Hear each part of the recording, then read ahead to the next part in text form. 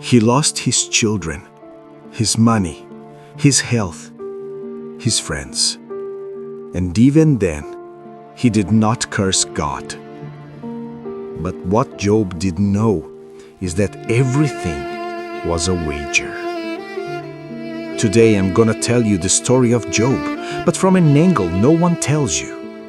Not from the perspective of the man who suffered, but from the perspective of the one who watched everything from above and knew what was happening.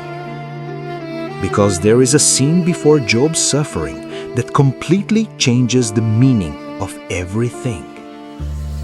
Job lived in a place called Uz. He was wealthy, upright, had 7 sons, 3 daughters, lands, animals, servants. Every week, when his children gathered to celebrate, Job would offer sacrifices and ask forgiveness for them. Just in case, that was the kind of man he was. Satan watched him and grew furious because he couldn't corrupt him. Now comes the scene that changes everything. In a meeting in heaven with representatives from many worlds, Satan showed up uninvited. When asked where he came from, he answered, "From earth, which is my domain by right." Then Michael said, "Have you considered Job? There is no one like him." And Satan replied, with an accusation not just against Job, but against everyone. No one serves God out of love. They serve out of interests. Take away everything Job has, and he will curse you. And Michael accepted the challenge. What came next was devastating. In a single day, 4 messengers, one after another. Everything in one day. Job tore his clothes, shaved his head, and fell to the ground. And he said, "Naked I came into this world, and naked I will depart. The Lord gave, and the Lord has taken away. Blessed be the name of the Lord."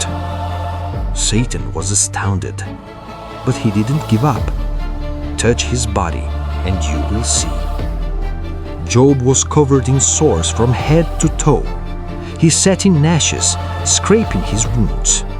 And his wife said, "Curse God and die." Job replied, "Shall we accept good and not trouble?" Here comes the twist. His friends tried to explain his suffering. "You sinned. You deserve this." But Job did something rare. He questioned. And God appeared, not to explain, but to ask. And Job understood, not the answers, but the difference in scale. And he bowed down. God rebuked the friends, not Job, and restored everything, double.